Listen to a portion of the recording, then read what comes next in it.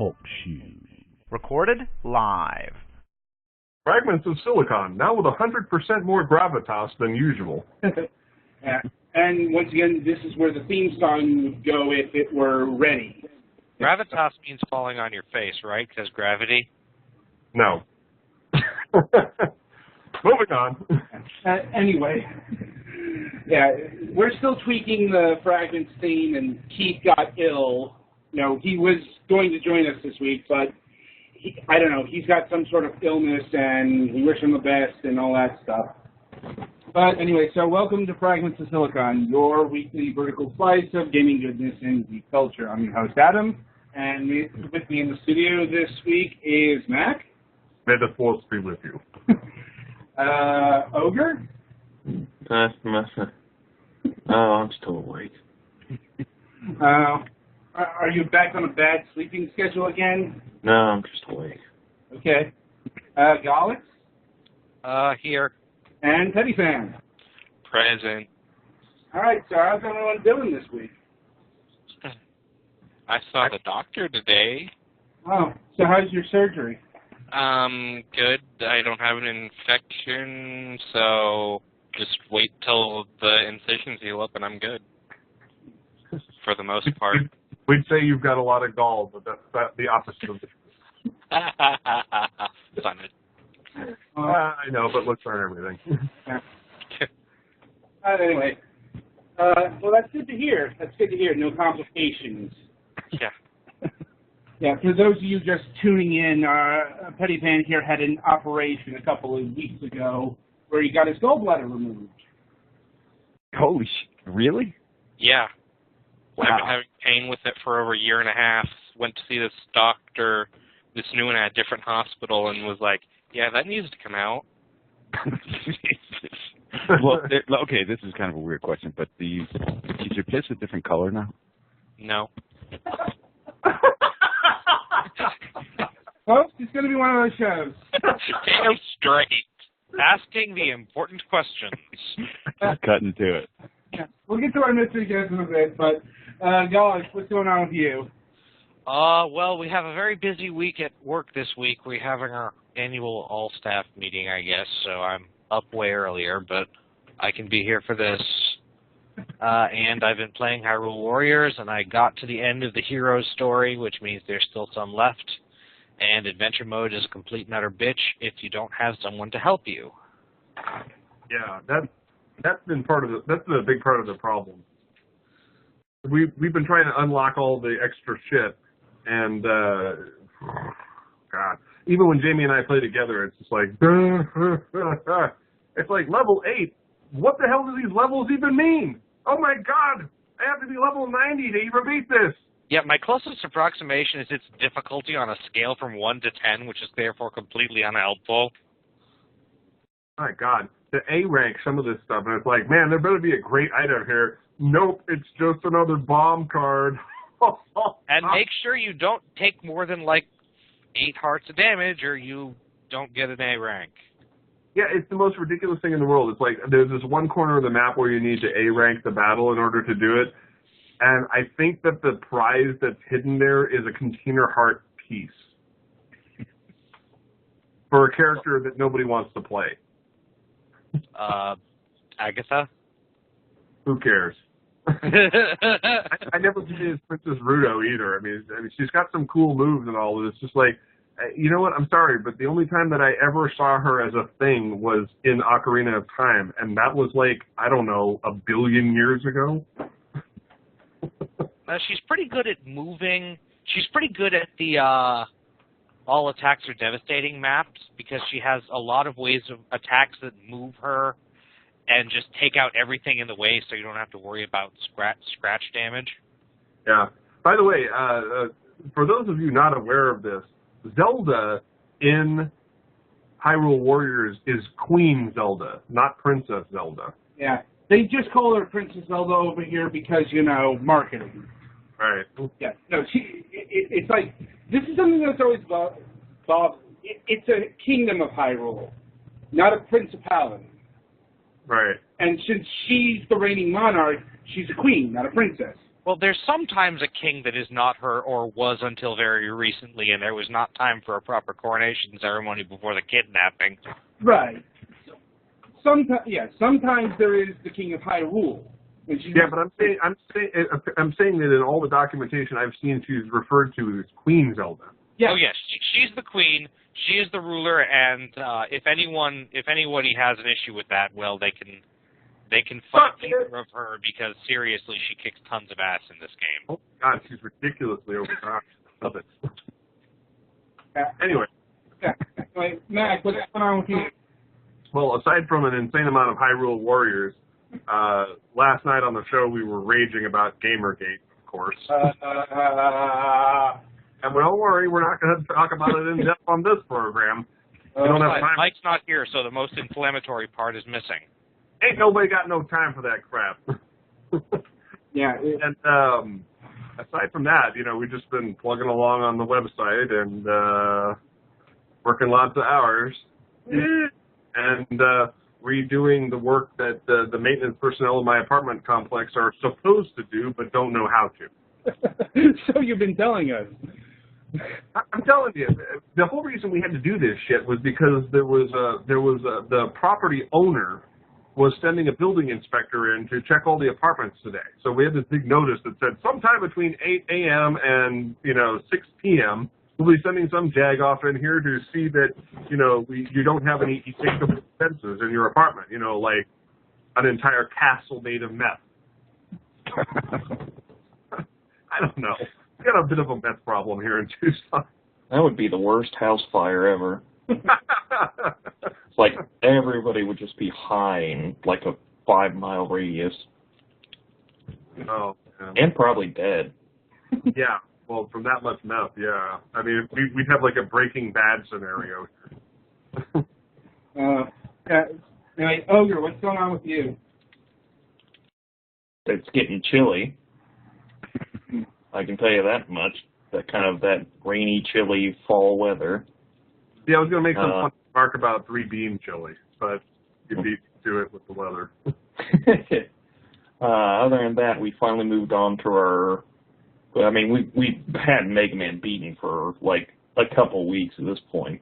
All right. So, should be, he put it up yet today? I think trying to is today, tomorrow. All right. So tomorrow will be the last Mega Man video because we managed to do all in 5 updates, so like 2 levels of video. Mm-hmm. Don't know how we managed it because I'm moderately okay at it, and Naka's passable. Mega Man. You were really struggling for a proper adjective there. I was going to say okay, but I think passable is better, just because it's like he can get through it. It's just a lot of mistakes in there, right. as is to be expected from someone who doesn't obviously play a lot of Mega Man games. But we've moved on to our next big project, which, if anybody's been paying attention, shouldn't be that hard to figure out, but I'll leave it for everybody's imagination otherwise. The spoiler alerts, it uses the 3DS capture card we've used only once since he bought it. Well, yeah, this has been, 2.5 months in the making? Pretty much, yeah. Yep. But other than that, don't ask me if he has any what his next plans for solo stuff is, because, as usual, he has no clue. Yeah. Naka doesn't plan ahead on his single-player stuff. It's usually whatever comes to mind when... Well, rarely either do I. Most of my stuff is like, hey, we should do this. And it just happens to be 2 months in advance from when we usually do it. That shit. Like, just the other day, we were talking about you doing, like, a Bioshock LP. Oh, that would be fun. Because objectivism should be a warning to the masses. Flush down the toilet of history. So that would be a few parts of Let's Play and then a bunch of parts of Let's Rant. Well, you'd have to lead Maybe. You'd have to lead in with John Oliver's video about Ayn That's Rand. exactly what got us started on the whole thing. How is this still a thing? I don't fucking know. I wish it wasn't, but it is. Yeah. So down in I guess it was down in South America somewhere, a group of people actually went off to create a Atlas Shrugged-esque community, and it failed within 3 months. And they're so buried in lawsuits that all of the people who contributed to it are in massive amounts of debt and lawsuits. No, something like that would fail? Wow. The free market's a bitch, isn't it? And the irony was they came asking for handouts. Yeah. But anyway, let's not make this like up late with Mace, but with some video games. Indeed. Anyway, as far as myself, I've been pretty busy this week. I've been preparing for this show, and I've been preparing for my other show. Oh, 2 big interviews in 2 days. Now, it's like today I'm interviewing today's guest, and tomorrow I'm interviewing Jane Jensen, a very noted adventure game designer. But anyway, enough with the pre-show. It's time we moved on to the main course. And this week we are having a real legend of the industry. From Oddworld Inhabitants, we are welcoming the founder, Lorne Lanning. Hey, guys. Great to be here. You really don't have a laugh track ready. Well, I always laugh when I hear legend because I'm like, oh, if they only knew. Well, that's what we aim to find out. I mean, No, I think for Fragments of Silicon, this is almost as big as when we had Larry Latham on Moonhawk Studios Presents, because he worked with William Hanna and Joseph Barbera. Yeah. Well, it's actually as big as, last week when we had Paul Neurath on the show.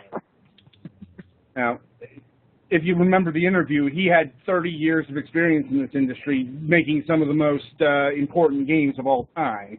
30 years? That's more than I am old. Great, remind me. But Oddworld and Oddworld Inhabitants is no slouch. I mean, Oddworld has been around for, 17 years now? We founded in 94, we released in 97. Oh, wow, so 20 years. Yeah, 3 years of the first long haul, and then a few since. Oh, yes. So how did it all begin? Well, with some delusion, like most things, right? As they say, if you knew how hard it was going to be, you probably never would have done it. Mm-hmm. And I convinced my partner Sherry McKenna to start this endeavor back, in '92, and then it took me till '94 to get the money. So, and that was her condition was like, well, you've talked enough about this for enough time. If you can get the money, I'll do it. And to her dismay, I actually got the money. And so, but they have to keep their promise. I know, so I held her to it. She said she was a woman of her word. So, and I was like, well, then you need to be boss, because she was clearly smarter than I was. And if I give any advice out to anyone out there, it's like hire or convince people smarter than you to do what you think you can do. And I set out because I was still thinking that it's funny you mentioned Hanna-Barbera, as they were one of my role models in this. And Sherry actually had worked with them before. Specifically, as individuals, it was very interesting. But to me, they had early on figured out economy animation. I mean, that was really their shtick. Mm-hmm. And in the land when Snow White was being made, Hanna-Barbera was figuring out how to economize it for television. And that's really when we saw, in the beginning it was Tom and Jerry, and later came the Flintstones and the Jetsons and stuff like that. But what they did was they were like, hey, we can have Fred running right for like 10 years. And every show he can just keep on using those same 12 frames of animation. And in a lot of ways I was thinking that way of Oddworld. At the time I had come from Rhythm and Hughes, and we were charging $1 million a minute for animation. And so, you can imagine there wasn't a whole lot of customers, right? But that's what the price was. And then we had to get into games, and I was like, well, now we need to figure out how to do 18 minutes of animation for about $500,000. And that was really a different way to think about it at that time. And all these trials and tribulations later, somehow we're still here. But what I was really doing was I was in pursuit of creating IP and somehow trying to hold on to the destiny of it. that other heroes had done, like Walt Disney and Jim Henson and Dr. Seuss. You know, these were just my kind of heroes, people who created properties that they lived with for the rest of their lives, which was always sort of a fantasy idea of mine. You know, and then we have the real world, right? Which is like, oh, that's what you were thinking. That's funny. Speaking of Dr. Seuss, I had the good fortune of growing up in San Diego, and he lived in La Jolla when I was in grade school. And oh, really? He actually came to our school. I was at Burton C. Tiffany Elementary School in 1989, and and Dr. Seuss did a presentation where he drew this picture of water in two mounds and tried to tell everybody that it was his brother. And everybody doubted him, and he goes, no, really, it's a picture of my brother. He's in the bathtub, and he draws a head and 2 feet sticking out of the water. See, that's what I loved about the guy. You know, even in, what was that, 89 you said? Yeah. Even in 89, I mean, he was absolutely legendary. And he would go and visit your elementary school. Yeah. I mean, that's kudos, right? You know, I don't think Michael Bay's coming by, you know? Yeah. And I wish at the time that I had actually, you know, spoken more than 10 words to him, because I didn't know that 2.5 short years later he'd be dead. Yeah, it's sad when it happens. You know, it was such. I didn't really understand how enriching of an experience that was at age 12. Yeah, so you were probably like, why don't you draw better? No, I knew who he was. It's just I didn't fully appreciate it until 20 years later. Yeah, I feel that way all the time. You know, Elvis is one that rings out. You know, I just couldn't help but make fun of him for most of my life, and then finally I understood that, you know, there was actually something valuable there that I'd been overlooking. Right. But so, what led you in? Aside from financial reasons, what led you into video games? Why did you desire video games? Well, I was a wannabe storyteller, right? That's really the essence of it. I was a wannabe storyteller who was in love with computer graphics.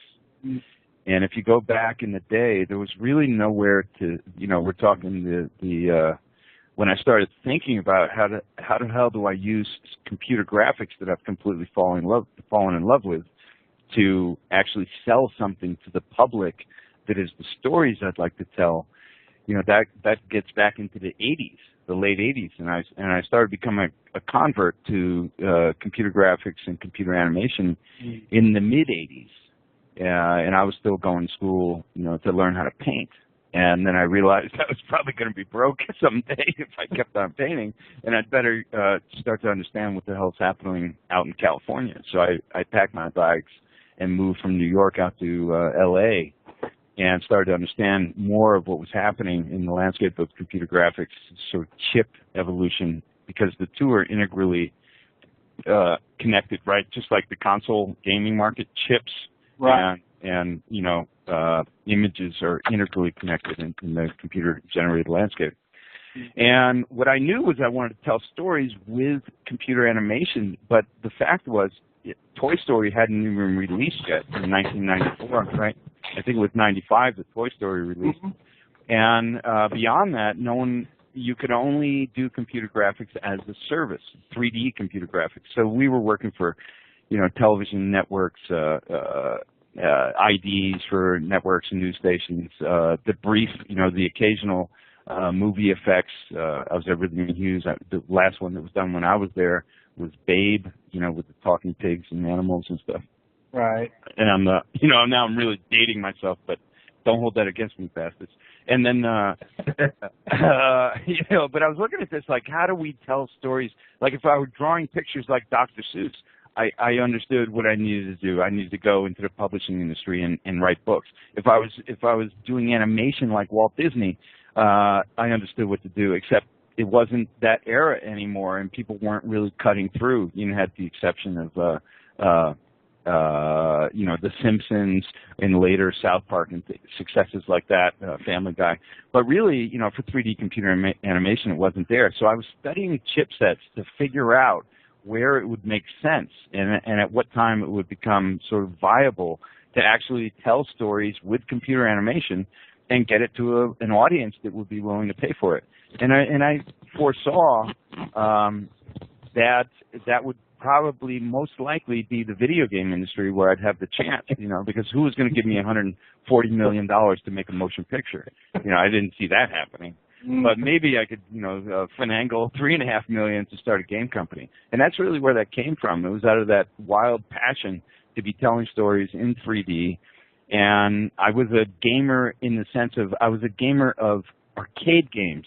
And I grew up with a paper route in Connecticut, which meant cold winters and being paid in quarters, and then hanging out in truck stops, in the morning at 5 a.m. delivering on 0 degrees Fahrenheit, several months out of the year. And so I was great at pinball and all those original Atari games.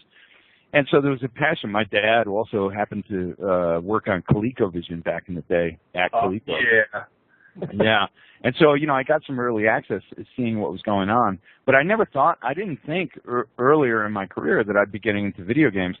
I was sure that I was a creator of worlds, that's what excited me. When my dad first bought me The Art of Star Wars that had, people like Ralph McQuarrie's work really highlighted, it just blew my mind, and I knew somehow I was destined to Hollywood, but I was clueless growing up in Connecticut, So I pursued computer graphics and eventually figured out that games were going to go on CD-ROM. They would take 600 megabytes of RAM. Storage memory. And eventually that meant I could use 3D to tell stories. That's what really drove it. And then, of course, if you're going to do something like make a game, you better do it well. So do a lot of homework and research. And aside from the things I love, I was very fortunate to bump into people like Tommy Tallarico and Dave Perry back in the day, and they were generous enough, and this is in maybe 1990, 1991, they were generous enough to be giving me tours into, Virgin Games in Orange County, California, things like that, and I got some insight into how difficult it was to make games. But that's my long-winded answer. You're like, yeah, man, really long, actually. I was fascinated by the whole thing. I just went over and grabbed my copy of Oddworld Munch's Odyssey for the Xbox. So while you were talking, all right, did you pay or did you steal it? No, I paid for it. All right. Wow, congratulations. No, we're all clean and legal here. Right. Now, but should I stop doing this then? we're talking about.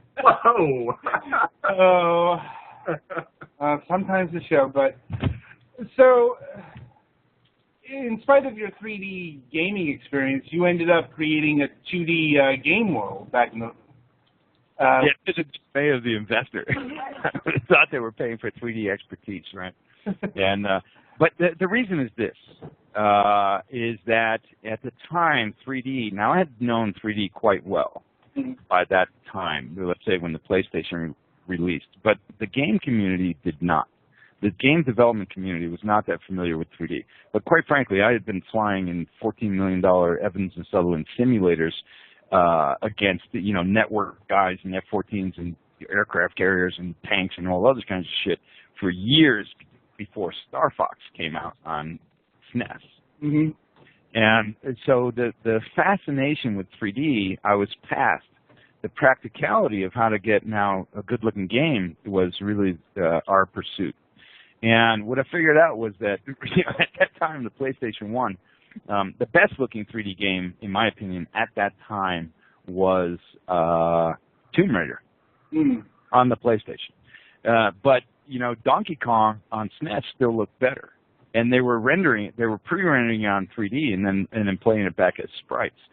So what we decided early on, even though we had borrowed the money based on 3D expertise, it was that we would pre-render all of our 3D and then play it back as 2D sprites, which I think was a wise decision because at the low resolution polygon level, it was going to be very difficult to distinguish yourself because the 3D horsepower was just so basically, primitive at the time.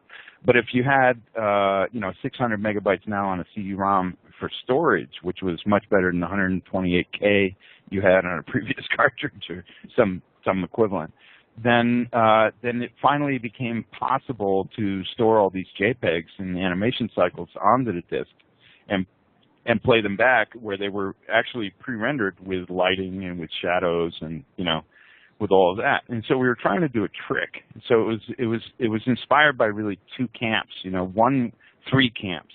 If I say, games and pivotal games before then. One would be, of course, Flashback, which was kind of in the classic, platformer style and then done a little better. And then another was Donkey Kong, which Miyamoto and the team in Nintendo in Japan had decided to pre-render, or some might have been in Ireland, the team. Donkey Kong Country, that was rare. That was rare, yeah. But it was also, you can tell by the design style that Miyamoto was deep in it, right? We can look at Rare since then and be able to distinguish. Let's put it that way. Yeah. Well, from what I understand, Miyamoto actually didn't really like Donkey Kong Country. He was a bit busy making Yoshi's Island. Well, there was that, right? But as a well-tuned game, I would argue, right. Donkey Kong Country was getting quite a bit of attention out of Japan. Oh yeah. Right. It's an immensely polished game. I mean, Nintendo has very high standards. Right, and Miyamoto's, kind of, an inspiration to mine. I mean, at a game design level, absolutely knows what he's doing, and proven. But my point being that I was seeing the pre-rendered sprites actually work in a Twitch game, right? Not in one of these wannabe movie choose left or choose right types of game like Dragon Slayer began, right? Or later it was whatever the ones where you were peeping toms on windows of girls changing in college. Night Trap. Yeah, Night Trap. There we go. See, man, now you're giving away your age, right? Yeah, starring the late great Dana Plato. Yeah, exactly. Yeah, but so you take those two, and then you take Myst. And Myst was the first game I ever played where I'd look off into the distance and be like, wow, that place looks so cool, I want to go there. And in 2D games, we weren't really experiencing that yet. It would scroll onto the frame it would scroll onto the screen, top to bottom, that finally you were arriving at some place that was going to be a boss level. But you didn't really see some cool-looking, clock tower on a lake that you were like, that looks so cool, I want to go there. In Z, meaning into the screen, not left or right or above or below. And so if you combine those three things, it was really part of the DNA of what started driving the Oddworld design. Right. And well, I remember something similar in side-scrolling platforms when Crystal Dynamics launched Gex. Yeah, I remember. With the whole 3D pre-rendered sprites thing. Yeah, the actual process is called ACM, Advanced Computer Modeling, and it was used on Donkey Kong. It was used in Super Mario RPG and some other stuff. Now, did you use the actual ACM technique or something different? No, well, we never thought of it that way. I mean, to us, ACM was the organization, the conference, right, which later we sort of translated into SIGGRAPH. Mm-hmm. And but I was just thinking of it as memory and life, meaning if I could get 18 frames, I mean, we were coming from film, right? So 18 frames was about half a second, which was about $500,000. And if you were working with animators, in the studio, you were just trying to get those 18 frames right. But in games, if you could animate 18 frames of a walk cycle, then that would mean a guy walking right or left forever. Right? Like if you wanted to loop him, he could be walking right for an hour. And that was a whole other way to think about CG. Mm-hmm. And so that's how I was looking at it, was how do I create a life form in cycles that the game industry is thinking about, but how do I break that down in a new three-dimensional way, get that to retrieve off the disk in time, and then the very practical issues that you have was making a tolerable game. Right. And, well, so let's talk about the creation of, the Oddworld universe, its lore, its creatures. How did all that get started? In a very back-ass kind of way, backward-ass kind of way, like the way you shouldn't do it. So I wouldn't present this as advice to anyone. The way I was doing it was, I had an amazing production designer at the time. His name was Stephen Olds. and he's still out there. I think the last thing he's been working on is he's been at Rockstar for games. I think working on Grand Theft Auto. Mm. Oh. But Steve was an incredibly disciplined production designer. I mean, he was the type of guy that he would just do one stroke with a pencil in one like weird shaped way with his hand, and it would go away, and you'd be like, my God, that's a forearm, beautifully rendered. You know, you hated him. He was just that good, you know. And so I was so impressed with Steve. I was like, design some really cool creatures, man, and let's see what we can figure out. So it was completely backward-ass, right? And what you should be doing in games is you should be saying, well, you know, this is the flying creature that's going to come at you, you know, 3 times before he powers up and becomes an end boss or whatever. You know, I'm oversimplifying, but I think you get the essence of it. Yeah. And in our case, we were saying inspire us with really cool, weird shit. And Steve was great at that. And so he came back. He ultimately designed Paramites and Scrabs and Gluckins and Ape. And then, you know, as a director, I would be giving him my, you know, my pain in the ass feedback because I'd be like, that's not the Abe I want to see. And we'd have lots of arguments over that stuff. But oftentimes in the first Oddworld, we were looking at character designs and saying, how do we turn this into a mechanic? Which is really the wrong way to do it, you know. But that's how we did it. And so we were like, Paramites, you know, how do we turn that into a behavior that feels like a living life form? So a lot of it was driven by the idea, you know, I was being driven by the idea of some of the coolest moments in life was like encountering, you know, a dog that was just about to attack you. I mean, it sounds kind of messed up, but it would be really an intuitive figure, a very charged, exciting, intuitive experience to try and figure out, you know, how do I not get attacked by this dog that looks very scary at this moment, or, you know, encountering wild animals, you know, in the woods. And that would drive on top of that, like, oh, Paramites, and there was a designer, Paul O'Connor, who later went on to co-found High Moon Studios. And he would say, well, he would come back to me with these different ratios of what we thought could be AI behaviors, and then we'd pick and choose through that. So like I said, it was a really backward-ass design process. We know we wanted creatures we wanted to interact with, but we wanted to see really cool creatures first before we figured out how they would work. And like I said, you shouldn't do it that way. Well, were there any creatures that you couldn't get to work?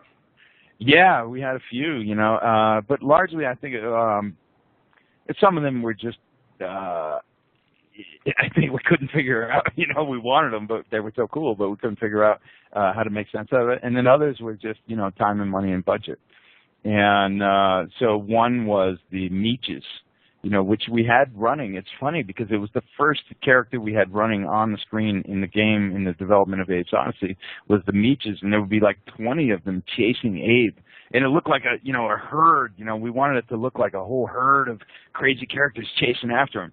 And it looked great, you know, so it helped us continue the money flow, but they didn't actually wind up in the game, you know, because the gameplay value there was too many of them on the screen. They were designed to work as a herd, and the fact was, back in the PlayStation day, with all the memory usage and all, we couldn't get herds to work very well. Right, and so why did this game take 3 years to get created? Well, number one, we didn't have a company in the beginning. So imagine we sold the idea, built the game, built the tools, built the engine, and delivered that product within 3 years. So we built everything, the company, the team, the idea, the production design, the engine, and the product in 3 years, which in the scheme of things was not that bad. I mean, to me it was terrible when I wanted to shoot myself, but, you know, historically, not so unreasonable. Right. And so how did you arrive in creating such an unlikely protagonist such as Abe? So I never felt that really empowered in the world. You know, I felt like how I think most people feel, which is pretty overwhelmed by what's going on in the world and pretty powerless in the scheme of things. And so what I wanted to do is I wanted to create heroes that sort of embodied what I thought the everyman was. And I didn't think the everyman was Duke Nukem. I didn't think he was the Marine in Doom. In fact, I thought he was quite the opposite. And so I thought, while it's good to cast into these superhero type of egos, I was like, but what about that poor schmuck that you actually are trying to wade through life? That's complicated enough. So I wanted to create characters that I thought would identify more with not so much who people wanted to be, but was more who they actually probably were, which is at the bottom of the food chain and feeling like they're constantly climbing and constantly slipping. Cogs in the machine. Yeah, no doubt. Metropolis was one of my favorite movies ever. Right? Yeah. And I thought that, and this was largely an intuitive drive, was I thought that maybe in creating characters like that they would resonate more with people, and a familiarity with a sort of overwhelmed reality that we live in. And in that, I thought, well, can we sort of find the hope in the stories to show that a guy who's really a schmuck at the bottom of the food chain, that he can actually find his way, that he can actually become a hero in the world.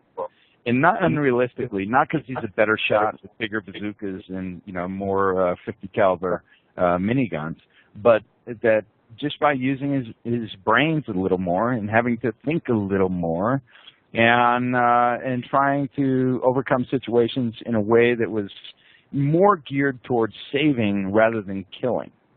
But I didn't want to exclude killing, and and as my partner used to say, she summed it up in a soundbite pretty well. She'd say, well, a lot of games, and you got to remember, we were coming out at the time of Doom 2 and Quake and Duke Nukem, other games that have kind of were very gratuitous, striving to be gratuitous at the time. Mortal Kombat, really trying to take it to the next levels. And we were saying, well, look, if in the majority of sort of AAA console gaming, aggression equals rewards as a paradigm, how might empathy equal rewards, and why might that be equally as fun, but from a different perspective, trying to survive rather than just trying to be more badass. And I think that summed it up pretty well. Empathy equals rewards became a mantra in the studio. How do we do that? And even with the conditioned game designers that were there, they were more into the other model. So it wasn't an easy sell even internally. Well, what was the tipping point? You get to be the director who raised the money, and you go, tough shit, you're doing it my way. We're going to figure this out. Because I had lived enough years. Sounds like how I run this place. There you go. And you go, I hear you, and we're going to solve this problem, guys. So here we are. Let's solve it. And you get to be boss. I don't like that title, and I'm the fucking producer.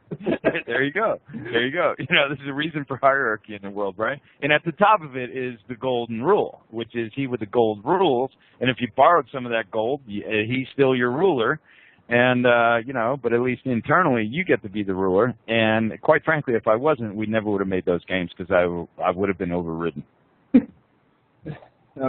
Unfortunately, that didn't happen. Because, well, thank you. Well, I'm quite the fan of the Oddworld games. But so you're messed up, right? You'll find you were on meds or something. Yeah. You'll find that the crew around here is very much into puzzles and problem solving. Yeah, it's excellent. I just got the first 2 Oddworld games today, and I've been enjoying them so far. Outstanding. Well, when you don't start enjoying them, just stay away from the web. Yeah, don't voice negative opinions. I might get death threats. Yeah, I'll send you a new game if you don't trash the old one. Well, I sense some Gamergate going on right here. Yeah. Well, that does bring me to a question. Were you ever concerned about the difficulty of the game? Always, always. And here's something that's hard for the audience to understand, is this goes back to playing back pre-rendered sprites, right? Or when you were dealing with the age when, even, Aladdin, I'm really dating ourselves, but Aladdin was one of those first games that really used, cell animation, right, at Virgin. Mm-hmm. And so what happened was cell animation in that way, or bit sprites as animations, are very fixed in time. So you say, oh, it's 12 frames for a walk cycle, or it's 4 frames for a punch, or so you get into a very fixed sort of math of it wasn't analog. So I couldn't say make him run 1.9 units faster. It was either like he was running at 18 frames per second, or as a cycle, or he was running at 19 frames per second. But maybe your perfect twitch value was somewhere in between, and as a result, tough shit, right? Because you couldn't split it. Right. Because in real-time 3D, you can handle that math differently. You can split it. You can change response times. You have control over blends. But you didn't have that back on the PlayStation 1.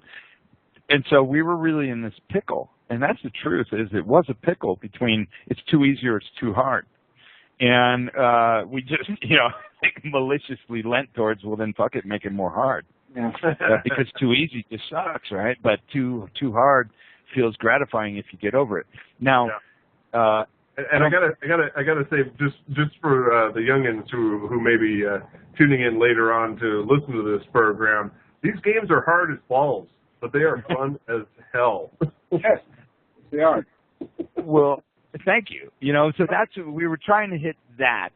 And we should have done a lot of things differently. That's the truth. I mean, there's going back even on the new and tasty, I look at that and I go, we should have given you a way to get out of that secret zone if you didn't accomplish it, because it's just too hard for your skill level early on. So we had some brutal stuff like that. It was really, I think, unfair to the gamer. But you'd see a lot of gamers would just, because we made infinite lives, right? A lot of gamers would just stick with it. Whereas if we had said 5 times, too bad, you failed 5 times, like Nintendo would do. They would say, you failed 5 times, go back and replay all this shit over again. I was like, no, absolutely not. We can't penalize the gamer that way. We're already kind of hard enough, but let's at least give them some hope. So they could fail 50 times here. As long as they're not willing to give up, if they try again, then they could get through. And, of course, we saw a ratio of people saying, I love the game, and God, I'm so pissed at them that I couldn't finish it. Well, about the only problem, the biggest problem I had with the original game was the save system. Yeah, me too. This just goes to, you might be boss, but that doesn't mean you're getting your way, right? And this was a long thorn in the side when, halfway through. I mean, really, Abe's Odyssey was my first game. And so there was a lot of disciplines as a designer that I should have had that I didn't yet have. And when you're dealing with programmers, especially if they had experience, they might sense that. They might sense that you're not making the greatest decision. And to degrees that they might bounce back at you, or you just find out shit isn't running. You learn a lot the hard way. And especially if people feel like they have a task that they can't win, which really goes to management experience. Which is something, just the word management I always resented. The word leadership I always resented, because basically I was like an artist asshole. I was like, leadership. And, but at the end of the day, you make a lot of those decisions that you're trying to find a balance between where's the audience and where are we as designers. And as designers, you want to give up earlier because it's just hard. It's hard to get a game done. I mean, there's so many things that fail along your way. This is where I said in the beginning, if you knew how hard it was, you probably wouldn't have done it. And everyone I know who owns a game company says that, even if they were really successful. They don't necessarily say it publicly, but they'll admit it, And Sony really set the bar for people to be forced to be trailblazers. I mean, effectively, they gave us a game console that was a 486 in the Pentium era, and they set these obscene restrictions on you, like everything must be 3D, even though our system is kind of grotesquely underpowered for that. Yeah, it's the future, so let's have it. Yeah. Yeah, but you could trick it, because if you read between the lines, you're saying what they're really saying is everything must look cool and new, right? Yeah. But if you were taking it literally, you're going, it's got to be 3D, and we were like going, fuck it, First rule is we're not going to be 3D. That's it. But we're going to show them something cool and different. And Abe was actually in the ranking to be, kind of an icon when Bernie Stollers was still president of Sony before he left to run Sega. Good choice that was. Yeah, like his tenure still gives me a headache. Yeah. I'm like, but so how did you come up with some of the themes of Oddworld? I mean, because there are some very deep motifs going on, like anti-corporatism, environmentalism. Oh, you noticed? Yeah. Well, so pretty. It was subtle, but. Yeah, real subtle stuff, which is funny because when those games were released, people would sort of apologize. Reviewers would apologize for it being anti-capitalism, but then they'd get into the game. They go, although it's sort of, ludicrously anti-capitalism, as though, capitalism's some wonderful thing for us all. And then they would apologize for it that way, and then we remade New and Tasty, and they'd be like, and this was way ahead of the curve, being anti-capitalism, and then they're clapping for it, 20 years later. But because America and all that. Company was doing a lot better 20 years ago. Yeah, well, it was basically delusioned, right? So it was just following a crystal ball off the edge of the cliff, and no one saw it coming. But it was very clear to me, and this is why. The reason it was very clear to me was my dad was on nuclear subs for 17 years, and that's how I grew up as a kid. So as a little baby, my dad wouldn't be home for Christmas, and I'd be like, where's Daddy? And it'd be like my mother would break out the globe, and she'd be like, he's under the ice up here somewhere in a sub that's carrying all the missiles that'll end the world. So this was like, I'm not saying they were very educated parents. They didn't really know how to. You probably shouldn't tell your kid those things, but I understood global nuclear thermonuclear global war fairly well, by the age of 6. And, you probably shouldn't let your kid be that informed by that age, I'm just saying. But I was. And so I had a different perspective. I had a perspective of the world that it was very fragile and most likely not going to make it. And I'm not saying that was realistic. I'm just saying that's where I was coming from. And as a result, growing up, it started getting me in a lot of trouble because I just didn't give a shit. And what I mean by that is, if you read about a lot of the Crips, the MS-13 gangs, the various criminal youth elements out there, they don't give a shit because they don't think they're going to make it anyway. And that's a really dangerous place for youth to be. And but that was like, full on in that zone because what's the point? My dad was, we'd be, there was Bay of Pigs, there was Cuban Missile Crisis, there was the Cold War, all that. It was kind of like average dinner table conversation. And as a kid, you just wound up not having hope. And I think that's the worst for kids, is that they don't have hope.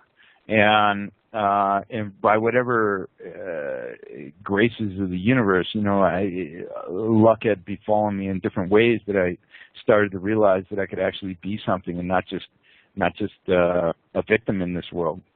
And that was a huge game changer for me because I was heading in a very negative direction because I had no hope. I had no faith that we would all be here. And most people just didn't seem to have a clue to what was actually going on. And my dad used to say, future wars will be fought over water. And that was in the 60s and 70s. And so it was way ahead of the curve. So I had a different perspective on the planet. And as a youth, when I was in school in New York, I became the assistant to my favorite artist in the world. His name was Jack Goldstein.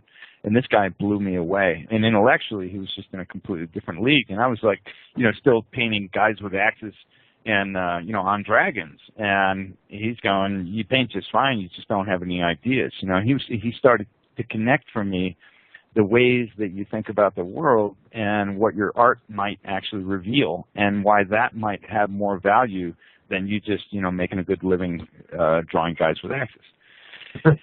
And so that was very revealing, and I started connecting the way that I felt about the world and the things that I saw going on. And because of that military insight as a young age, I just knew that what we were hearing on the news and all that was largely just completely full of shit, quite frankly. and as a result, I was looking into other things. So, listening more to alternative news, listening more to, the most depressing shit on the planet, right? Like, hey, let us tell you about how the Brazilian rainforests are all being burned down for the sake of a 99-cent Happy Meal for cheaper beef. Like I was really tuning into that stuff in the 80s. And what I really found was that those were the things I wanted to talk about. That if it's not only about going out there and being Michael Bay, right, and having your $1 billion movie sell that has about as much nutritional value as a Twinkie bar or a glass of Coke, but actually putting something into it, more like Francis Ford Coppola. I'll never forget Apocalypse Now. I'll never forget Kubrick's movies. They'll just always be priceless in my mind for the additional depth that they bring. So someone who wanted to be a content creator, I was like, how do I tie together the things I actually care about that I feel like are coming from an objective witness's perspective of kind of at the bottom of the food chain? Not much I can do about it, but holy shit, this is what's going on in the world. How do I turn that into sort of a black comedy? Or in the case of Oddworld, we said, how is it the Muppets meets the X-Files? Nice. that is perfect. Yeah, I love the X-Files. Tell me, if I was a Hollywood executive, I would have greenlit that movie. Man, we should have met long ago. But so, were you surprised at how successful Abe's Odyssey was? People, if we were an indie game studio at the time, the answer would be yes. But the fact is, we borrowed $3.5 million, right? So it really needed to become successful. And so I wasn't so much surprised as much as being so tied up in it. The truth was that I was focused on, like, what territories didn't we distribute as well in? Didn't we advertise as well in? It's kind of one of those capitalistic ego effects where even though you have a success, you're focused on the negatives. So part of me felt like we weren't hitting the successes we should have, even though I know that sounds like an asshole. But you went out and you borrowed $3.5 million from someone, convincing them that they would get returns on their investment. Right. And so you had to have high hopes, and if you didn't, you never would have got the money. And the guys that are able to figure out in their bedroom, how to make a game and put it out themselves and make a lot of money, God bless them. Mm. But I was never one of those people. Right. Well, it was a different industry back then. I mean, the Phil Fishes and the Jonathan Blows of the world really didn't exist back then. Yeah, that's right. Actually, Jonathan Blow helped us to deliver Munch's Odyssey. Oh. We hired him. And not a cheap guy, let me tell you. But, really awesome. Yeah. I can imagine. Yeah. Never met the guy. No, I'm a big fan of Jonathan Blow. He's a seriously badass programmer and conceiver of new design paradigms. I wish I had more time to work with him. Yeah, I played Braid. I rather enjoyed it. But so after Abe's Odyssey, you immediately went into production with Abe's Exodus, which was not our plan. No, you had a plan for a quintology, I believe. Yes. Yeah, there was that. Yeah, absolutely. And so my plan was to go right into Munch's Odyssey. Mm-hmm. But what happened? This is where commerce runs you over. And so what happened was. We delivered for GT Interactive. I'm getting into some details more than the audience will remember, but GT Interactive at the time was distributing Unreal and they were distributing Epic's games and id's games. Yeah. And both of them were late for Christmas, right? Mm-hmm. And as public companies, you can't measure the damage of big, wanted, anticipated titles being missing Christmas because their whole stock drops. So it's not just the $5-10 million budget of the game that's delayed. It's the perception of the company on Wall Street. So it can be $100 million hit on your stock value. And what happened was we did deliver on time, and we did have a hit. And at the day, I believe it sold about $3.5 million. games at retail. In the window, in the initial, considered the 6-month window of release. And so the publisher, GT Interactive, was like, look, guys, we need another game for Christmas from you. And I was like, well, I was planning on going into a game that takes 2 years at least, and they were like, no, we need a game for next year. Why don't you just remake another Abe's Odyssey type of game? Because you already got the tech and all. And I was like, the tech is not a decent engine. It's a demo engine. It's just miserable. It's terrible. It's hard to work with. All these constraints on it. I'm not pointing blame at any individuals. I'm just saying, that was our reality. It was very hard to work with. We were figuring it out along the way. And but we got into a business condition where we had to basically provide another title for the publisher or maybe wind up on the shit list. And we made the choice not to wind up on the shit list. Probably a wise choice. For some reason it just drove us to that choice. And well, if it makes you feel any better, Exodus is a really good game. Well, thank you. Well, but this was one of my mistakes. One of my mistakes was that I was like, well, shit. We should be in the next generation of technology. I had all these,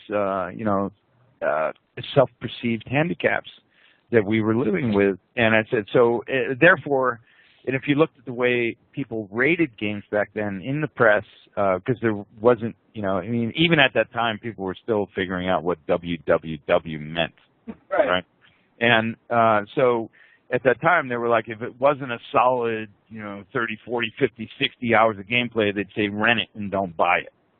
And that was death to a developer. So I'd be like, shit, we need to have twice the amount of games, twice the amount of cinematics, twice the hours of gameplay, twice the amount of game screens. And I think that was a wrong decision, but it was one that I was really wed to for any chance of success at the time. So we had to make the gameplay bigger and have it be twice as big.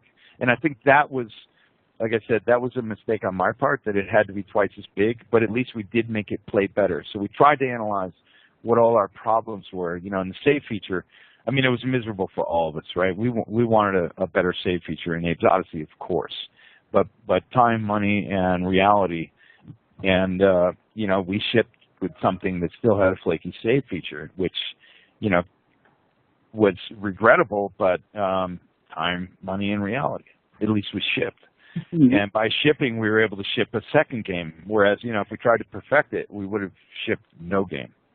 And but by shipping a second game, at least we could improve upon the obvious mistakes of the first, and that became a big attention on Exodus. Was how do we overcome the shortcomings that we had in the first one, but we have to stick to the same basic type of play if we're going to get it done in 9 months, which is what we had to do. And it was brutal, So we went from 70 to 80 hour a week schedule right into it again for Abe's Exodus, continually through the whole thing. So the whole project was crunch, which is, in my opinion, just a terrible way to work, But here we are. We're in capitalism, right? Yeah. Well, you managed to pull it off. Yeah, almost managed to jump off a cliff a few times in the meantime. But, I can imagine. Yeah, it wasn't easy, and it was similar cases that led into Munch. It was always survival trying to be priority 2 with quality being priority 1. Mm-hmm. And it's a tough dance. All right.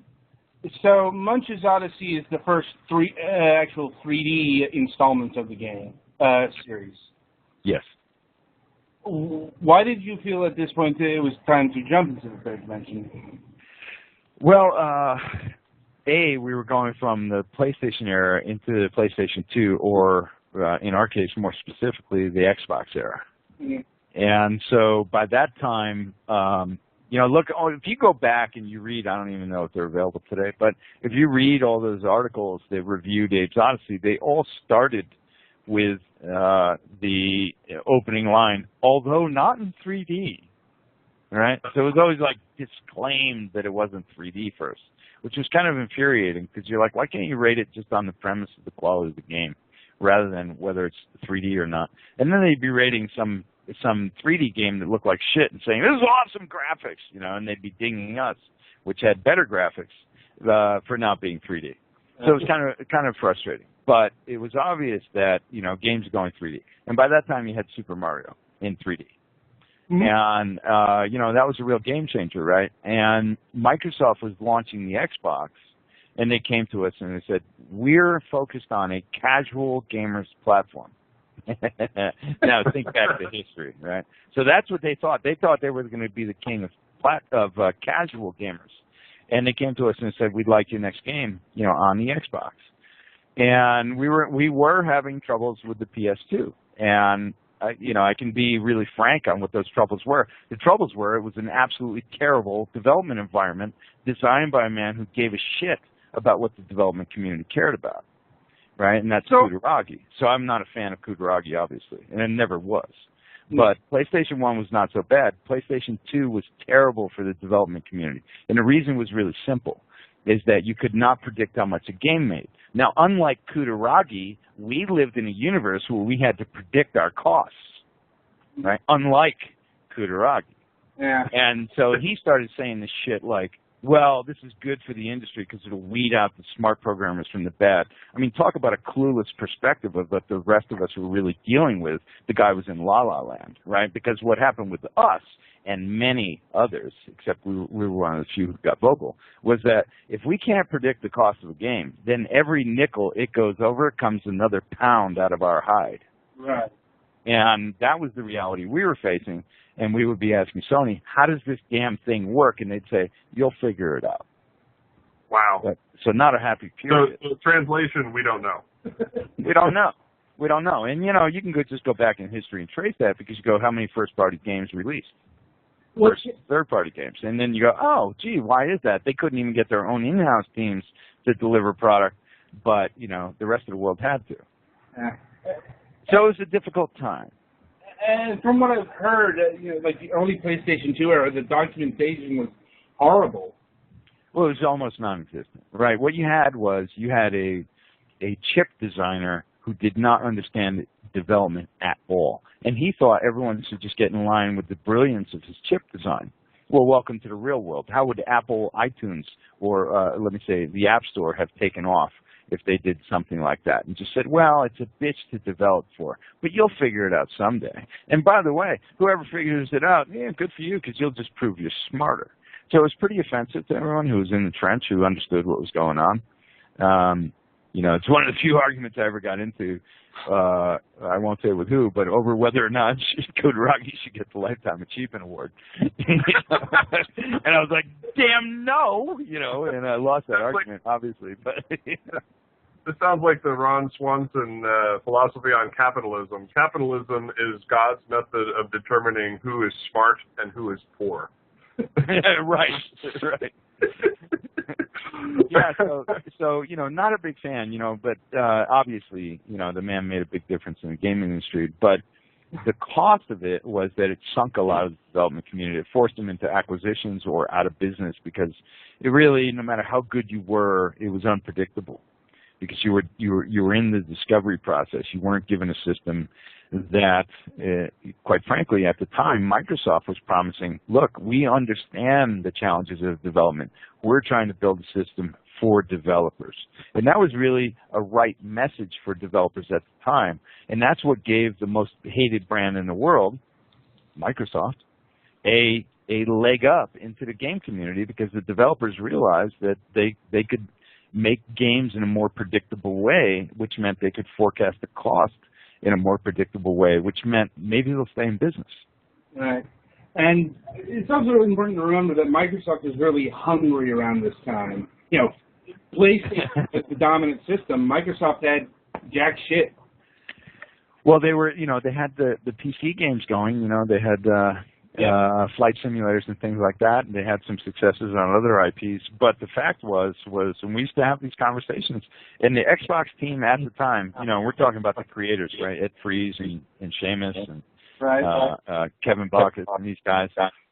And they understood that the MS brand was the brand that consumers resented having to pay for. Mm-hmm. Right? Because if you think of it, you're like, I need to buy a new Windows edition. I know it's going to be miserable, but I need to pay $400 for it. Fuck, you know. I mean, there's no other product in the world you feel that way about, you know, except the ones that have a monopoly and force you into it. And they understood that. I also have to say, I think this is, I'm chuckling internally here because, you know, I've spent the last 20 years fixing busted Windows PCs. And I have to say, it's hilarious to hear that they were the serious ones about making costs more predictable, considering the fact that they themselves documented less than 20% of their own code. Right. So there was a problem there. There was a little disjuncture between what they wanted to achieve and what history was saying they will do. And, you know, and that's where we got on the bandwagon with, you know, different people like Peter Molyneux and stuff. We traveled the world and we said, look, developers, this is a chance basically for us to be able to predict our projects, you know, and the developers were like, what are you talking about? You know, and we'd be like, no, think it through, you know, and people agreed.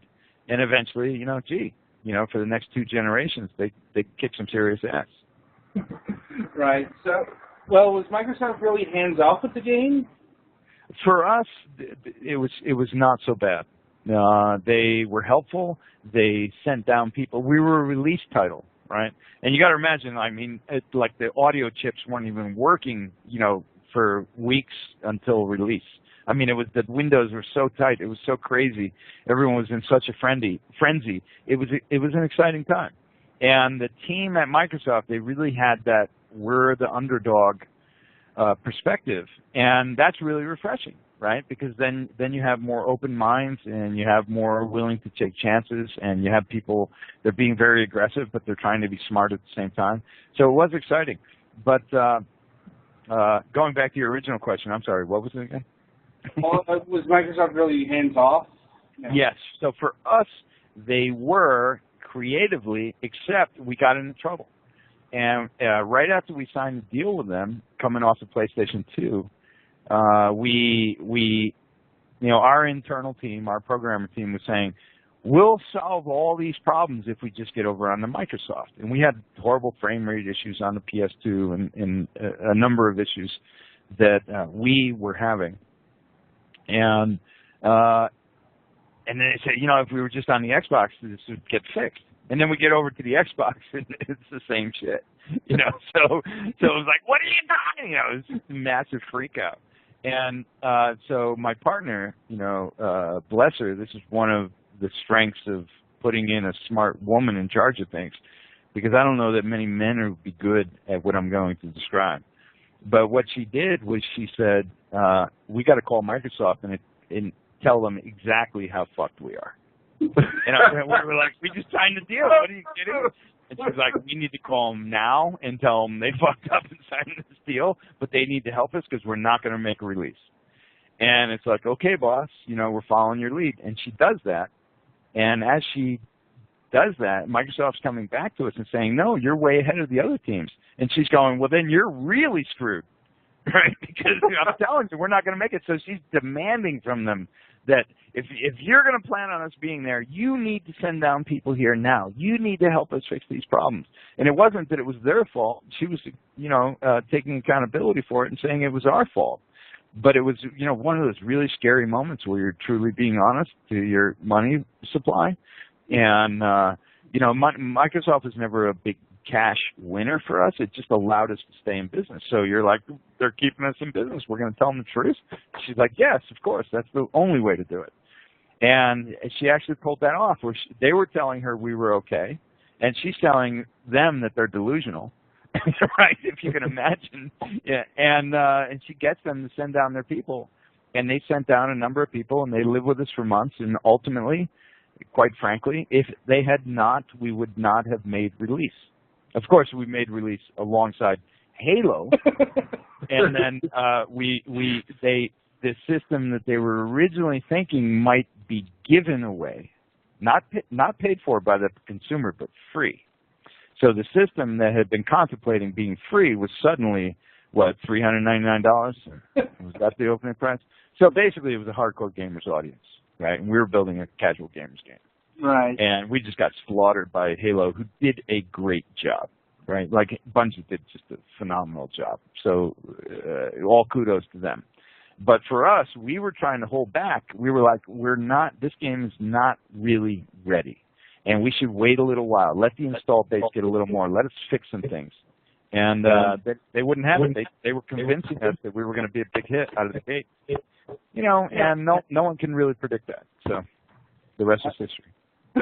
Right. I mean, Munch's Odyssey was not the only victim of the hardcore Halo avalanche. I still mourn Rare. Yeah. I think back to Rare's James Bond game, right? That was just such a trendsetter. Yeah, GoldenEye, Perfect GoldenEye, yeah. But from what I understand, Microsoft just had this idea that there would be the casual family game studio. Under Nintendo, they did all sorts of games. Well, they believed that, and then what happened was with the success of the Xbox, which I think was largely attributed to Halo in many ways. I mean, there's a few other games that did quite well too. But, when you look at Halo and you look at Gotham, they weren't looking at Gotham Racing as being this big success that it was. They weren't thinking that, but it was. And what happened was then the management changed. And so Ed Freeze was out and new guys were in. And then they totally changed the tunes on, the type of game company that they were going to be. And, so then they started focusing on we're the hardcore gamers platform, which was, if they were going to release at that price point for the console, that was probably the right decision to make. Even though it wasn't a great decision for us, it was probably the right decision for them. Right. So how did you come up with Space's Wrath? Well, I just got slaughtered by Halo, right? Mm-hmm. And now, if you're at a design level, if you're building a puzzle game, you need more unique puzzles. Like, that's the essence to puzzles, right? They can't be formula. They need to make you think. There needs to be something new there. But when you compare, so what that means is more code. Like, each new puzzle tends to require more code, at least in the universe we were living in. I mean, I guess you could be super clever and figure out how to do that in a very chemistry-oriented way that was smarter than the way we were doing it, but this was our reality. And so I'm looking at how do we build action-adventure puzzle games and compete with shooters, because we just got slaughtered in the marketplace. And the thing about shooters is this. So you get your characters running around, you get them able to die, you get them able to do certain abilities, but then it's all really about shooting. And then you got a melee, right? So now you got a shooting code, but you can tweak that shooting code 9 ways to Sunday, right? So at one level, the same piece of code is just a pistol with a 9-shot clip or whatever. And then on the other level, it's a BFG that's a bazooka and something else. So, but it's the same essence piece of code, and it's scaling just by changing different parameters and changing the art. Whereas in puzzle games, that's not how you're building them. You're creating new code to get you new unique puzzles. And so I was like, look, we're just going to get slaughtered by shooters. So what we have to do as our design creative challenge is we have to figure out how to take shooting and put a new twist on it so that we can get the amortization of the shooting tweakability and engine gain. We can amortize that the way that our competitors are, but why do we still keep it Oddworld? Why do we still keep it something that is quirky, that has a twist on it? And that's how we came up with live ammo. So we complicated shooting by making each piece of ammo, have an AI type attached to it, which is, fun, but not necessarily the most brilliant design decision you should make, because you're still, complicating production immensely. Mm-hmm. But that was our remedy. That was how we looked at, okay, we can make Oddworld shooting without it becoming gratuitous killing, and we can encourage, capturing live over and sort of just through economy penalize capturing dead, and add a new twist to the shooting genre. And by the way, let's just steal Halo's controls. Because that's what we did, because they showed it could work. And if you remember, that was the first time that someone really nailed first-person shooter on a console. Mm-hmm. I mean, maybe like Doom 2 before that, well, on I think PlayStation. GoldenEye and Perfect Dark and all that. Yeah, I don't disagree, but Halo nailed it. Oh yeah. Halo was a huge step forward with the dual analog sticks and all that. Exactly. I mean, when you combined character control with camera control, you know, it felt so obvious, and you're like, why hasn't everyone done this before? But it felt so obvious. It took a while to get 2 analog sticks in the mix. Yeah. But so why a Wild West motif? I just, you know, first of all, it was like, what genres could translate very well, sort of very thick in style, you know, very like seeping with syrupy style. And one of those genres to me in film, and we had always been looking at film as a backdrop for the Oddworld series. And I always wrote scripts as though they were film scripts first, to focus on the character development arc, and then part of the design challenge was really trying to marry that character development arc with the arc of the game and the mechanics and the things that the lead character did. So by the time we got to Stranger, we said, well, we're really in another territory here. We're not in Abe's territory where he never carries a gun. Now we're in a flipped sort of territory where we have actually a very macho type of character who's more powerful, but what are the twists we're going to put on him? And in the case of Stranger, it was like, well, what's the conceptual twist? And I had always been a fan of the Sergio Leone movies, you know, Clint Eastwood and The Man with No Name, and The Good, the Bad, and the Ugly, Once Upon a Time in the West. I mean, those are still some of the most saturated, you know, character films to this day. You just watch the opening scene. I could watch it 100 times, probably have, to Once Upon a Time in the West. You know, with Charles Bronson and the 4 gunfighters, you know, the 3 other gunfighters at the train station in the beginning. And they're so rich with character. You don't see casting like that today. You know, you just don't. His most underrated film was Once Upon a Time in America. Which was, I just thought was terrible. You know, I mean, it put the studio out of business too, right? Well, that's because, you know, Warner Brothers messed with it. Yeah. Yeah, there's a lot of those behind-the-scenes stories. True. Yeah, but anyway, so the films of Sergio Leone influenced you.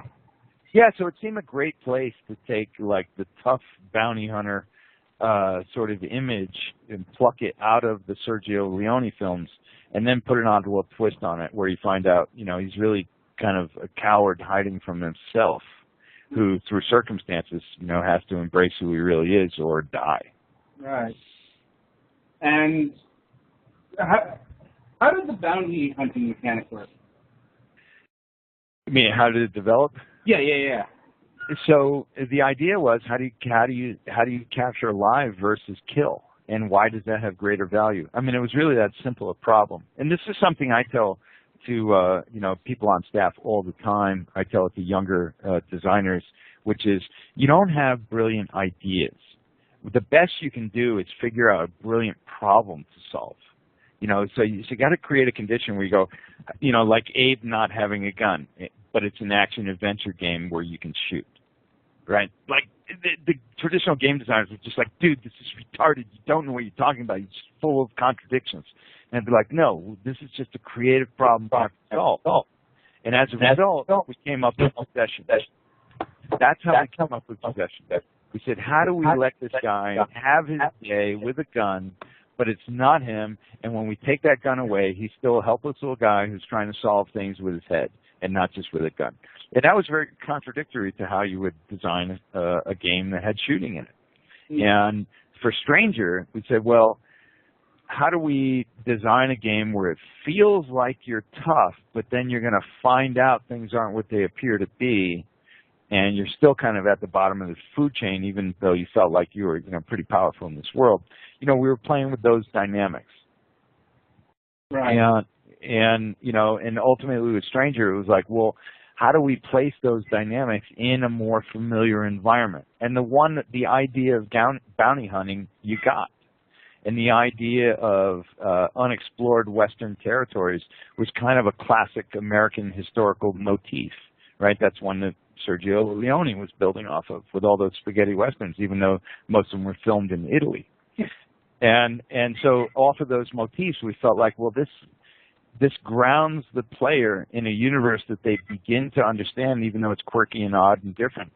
And if we can, the more we can do that, the better it is, because they have this sort of preconceived notion of what a bounty hunter is. They have a preconceived notion of pioneering West and that it's recently settled territories, and they have a preconceived notion that the natives are not necessarily, doing so well, and so that was a pretty good motif to then birth that stranger character out of in an Oddworld-like way. Mm-hmm. Now, how did EA get involved with this game? Well, when the change of management happened up at Microsoft, we saw that Microsoft was going from a casual game studio into a hardcore game studio as a console. And so we sort of saw the writing on the wall for us there, and we started looking at other alternatives. People that might understand the IP better. You're looking for a good home, and you have 70 plus mouths to feed at the studio, which is obviously, $600,000-$700,000 a month to keep everyone employed. You never want to see people go without a paycheck, and so we started looking for places to land into, because it seemed like the writing was on the wall at Microsoft. And EA at the time really responded in this extremely favorable way to Stranger, and by that time we were about halfway through the game, and they were looking at it and they were like, "Oh, we're going to get Chris Rock to do the chip punks, and we're going to get," they just spoke to it like, "Wow, it's really sexy and exciting." And then they were going to do the PS2 development, and we were like, we're not quite, we were kind of paid to really try and maximize minus multiplayer. We were being paid to really maximize the potential of the Xbox, like I say, minus multiplayer. And we don't think the PS2 is going to hold up on this so well. Oh, no, we're the experts at this. We'll get this done. Trust us. Blah blah blah blah. Well, the end of the story is they completely blew it. And as a result, then they came back after we were finishing the Xbox version, which was getting rated really highly, even in our pre-reviews. And they said, well, now, because we fucked up your PS2 conversion, you're not a multi-SKU platform anymore. You're not a multi-SKU game. And that's really what we do is we really market multi-SKU games, so we're going to cut your marketing budget to, pretty much nothing. And so, friends of ours in the industry didn't even know Stranger released. And that's the short end of that long story. If I needed more reasons to hate EA, there it is. Yeah, I got plenty. But it's a long, tired story, because people love the drama of it, and I've spoken of it too many times. But really, I thought it was a pretty shitty thing to do, but that was, now you're dealing with big public companies. It's a very common capitalist play, right? So it's not like EA did anything outside the rules of capitalism. That's just how it works. The winner rapes all. And no matter how they get there, if they have more money and power, then you're the little guy. Right. So how badly did Stranger's Wrath perform? I think it sold 1 million units. I think it sold like 500,000 units at retail, which for its budget was kind of a disaster, really. But Metacritic, it did really well.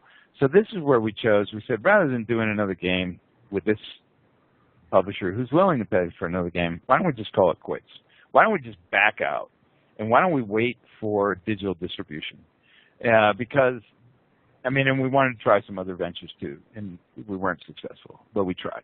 But why don't we just wait for digital distribution? Because this is the big problem. The big problem is physical distribution. The big problem is if you're going to think you're going to sell 1 million games, then you're going to have 1 million games on the shelf, and that means you're going to have to be paying, $7 a game in licensing fees just to get the damn things manufactured. So that's $7 million just to get 1 million, DVDs out there, and compound. And the ones that have that power of distribution, they have the power. So you're pretty much, in a bad situation if you're an independent developer going through physical retail. Very difficult for you to win. And so what we said is digital distribution is the big hope. And Steam was just really getting rolling. They were successful already, just really getting rolling. And instead of us selling out to someone that we really, quite frankly, detested, we decided to just wait and see if we could revive the property when digital distribution became possible. And as a result, we sold more units digital, after their rights expired, 5+ years later, which was part of the wait for Stranger getting to digital. After their rights expired, we were able to get it back out there, and then it went on to sell more units than it sold at physical. Except by that time, we were able actually to get the money, because now you're getting a 70-30 split with whoever's distributing it. In this case, on PC, it would be like Steam first, and then GOG later, and a few other networks that are distributing around the world. But that made a huge difference, because now you weren't dealing with funny accounting. I'm not accusing EA of funny accounting, but I'm just saying in the physical distribution world, there's a lot of middlemen, and if you do a forensic audit, you tend to come up with a lot of funny accounting that went on. Mm-hmm. But it'll cost you $500,000 for that forensic audit, so not cheap.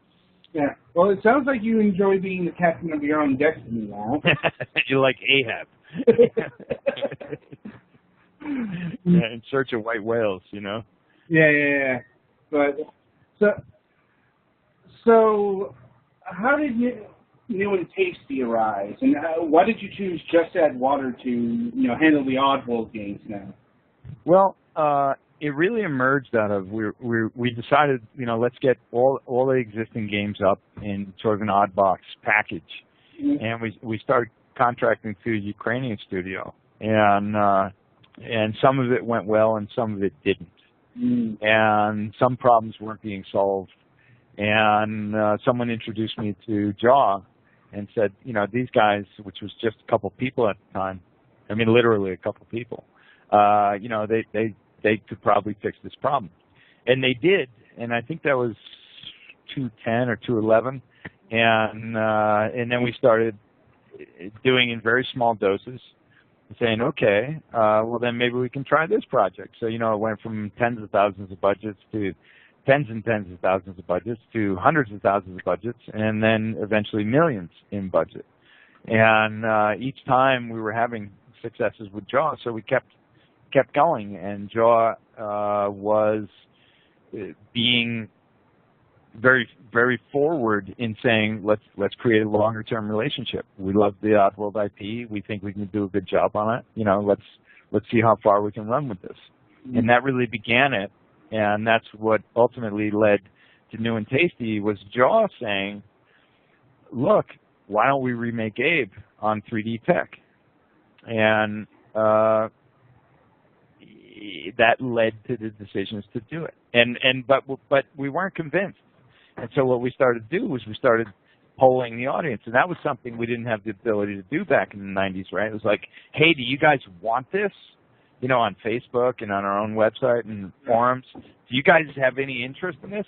And the overwhelming response was, yeah, absolutely. It'd be about time you guys delivered us something fairly new. The audience was being pretty critical by that time. But there was a clear message that they wanted us to do it if we could do it well. And that led to New and Tasty. Right. And so what did Jaw or you add to the game, the remake?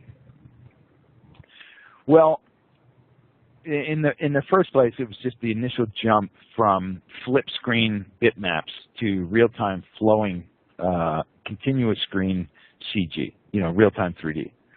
And that had a huge impact just on design, because you encounter every puzzle faster. The cues that we had built into the first game to let you know there's danger on the next screen, you'd hear dun dun dun, or you'd hear a sleek walking, or you'd hear a sleek snoring. But you would hear that before you saw the guy, and so you would get these warnings of what was coming.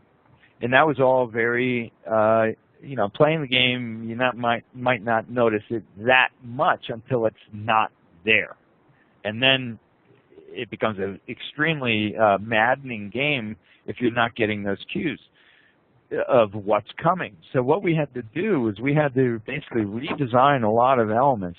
The idea was that we were just going to basically remake the same game in 3D.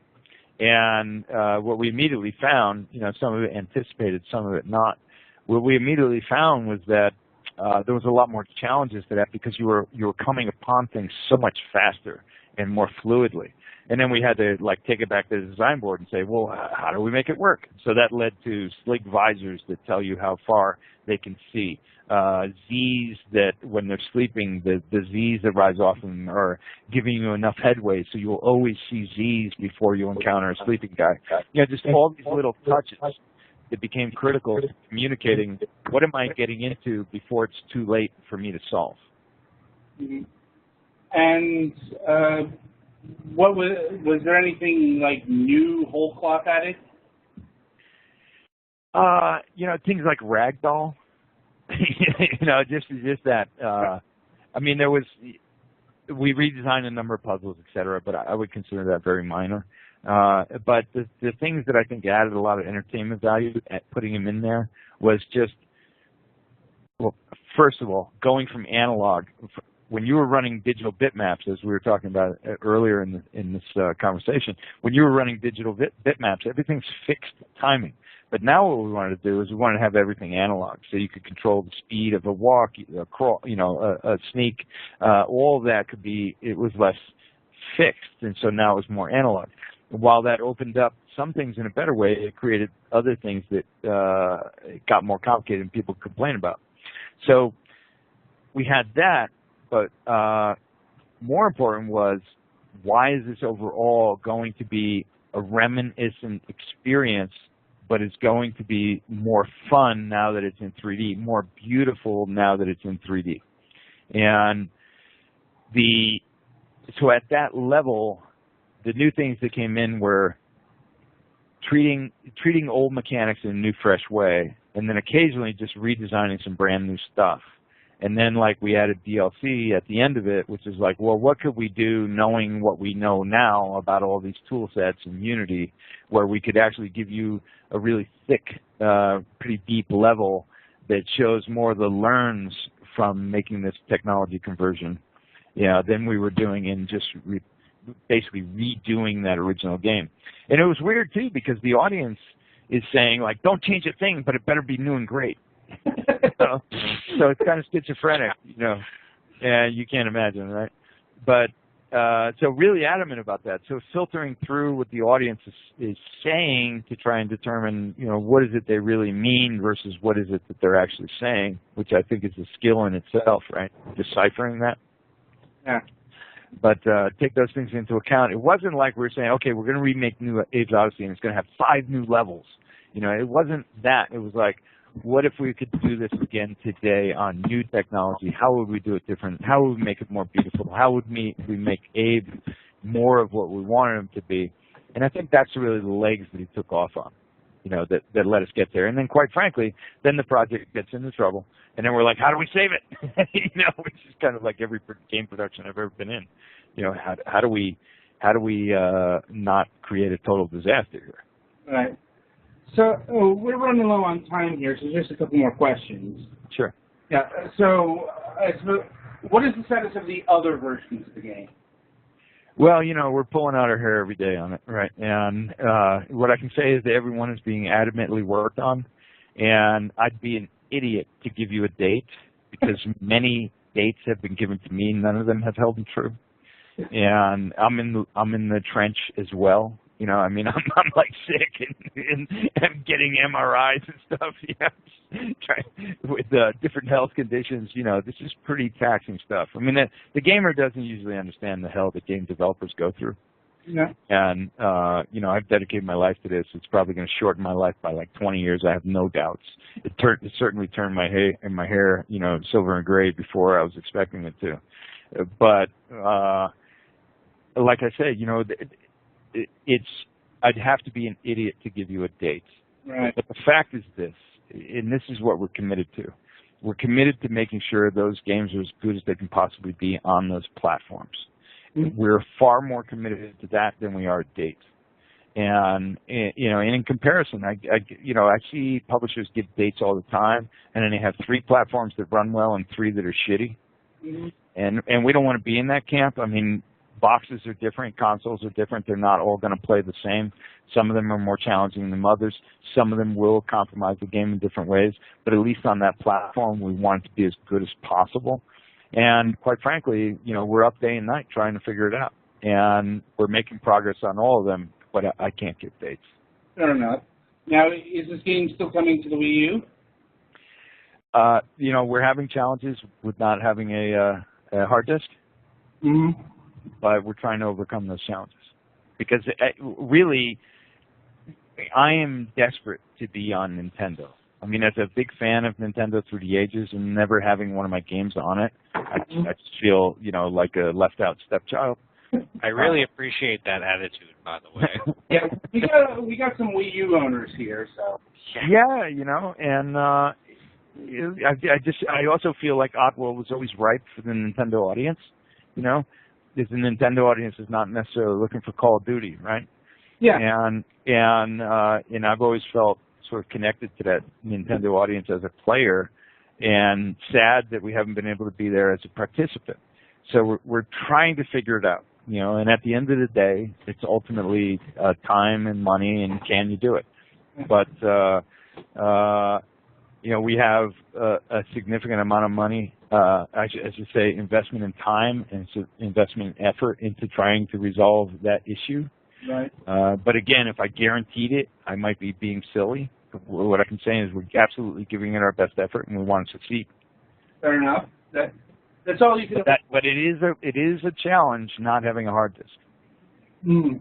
Are you talking about like an internal hard drive? Yes. Yeah. What does it have instead? A flash drive? I'm not the one who's the most up on it to speak to it that intelligently, but, I certainly hear the hardships. Yeah, because I know you can save to the Wii U, but... Yeah. It relies on solid-state flash technology. Right. And there's two units. There's the basic, and then there's the premium. There's the basic 8 gig, and there's the 30 gig. Adam, let's be fair. Only morons like me bought the 8 gig unit. I know what they do, but me and 6 other people. The rest of the world bought the 32 gig unit because they're not stupid.